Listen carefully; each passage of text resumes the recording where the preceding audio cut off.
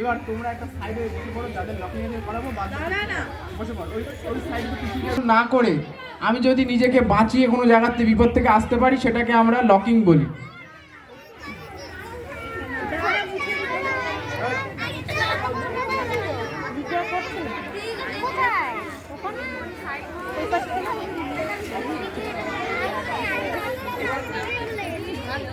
এবার লকিং করে দেখাবে শুভশ্রী আর অঙ্কুশ।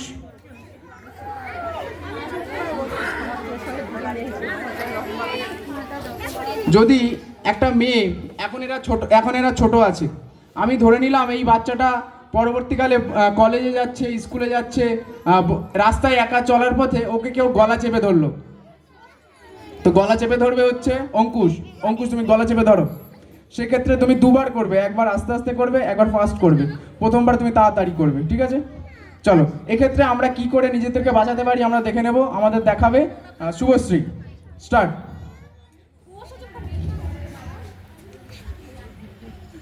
আরেকবার আস্তে করে দেখাও।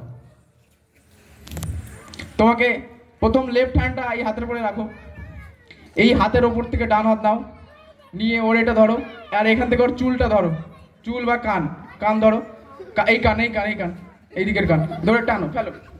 এবার পাঞ্চ, কিক। তারা 2 মাস মাত্র ক্লাস পেয়েছে, 2 মাসের মধ্যে অনেকবার ক্লাস অফ গেছে, 6 দিন হয়তো ক্লাস পেয়েছে টোটাল। 6 দিনে ওরা এই অবধি শিখেছে। তোমরা দাঁড়াও। অনুষ্কা আমাদের লকিং দেখাবে। হঠাৎ করে যদি পেছন থেকে কেউ চুল ধরে সেক্ষেত্রে সে কি করবে? তো চুল ধরো, করো রিকিয়া।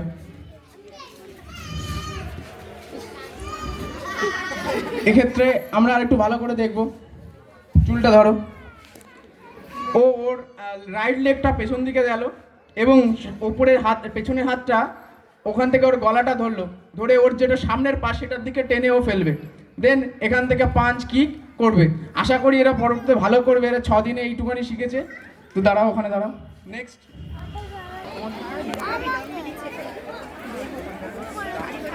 শরীরটা ভালো, অনেকদিন ধরে শরীরটা খারাপ না বলে, এখন তো 1 বছর আগে ক্রিয়া করতে গিয়ে নিচে পড়ে যাওয়া, কিন্তু পরে তো হঠাৎ করে যদি হাত ধরে সেক্ষেত্রে কি লকিং করা যেতে পারে? করো, আমি বলে দিচ্ছি। প্রথমে তার রাইট হ্যান্ডের উপরে লেফট হ্যান্ড থাকবে, এখান থেকে ঘোরাবে। ঘোরানোর পরে এই যে কনুইটা, এই কনুইতে তার কনুই দিয়ে চাপ মারবে এবং বসে পড়বে। আমরা প্রথমে বলেছি রক্তক্ষরণ না করে নিজেদেরকে বাঁচানো। তো এইগুলো হচ্ছে লকিং এর টেকনিক। তুমি বসো। তোর মাথাটা নিয়ে টানলো। আমি প্রথমে বলেছি আমাদের না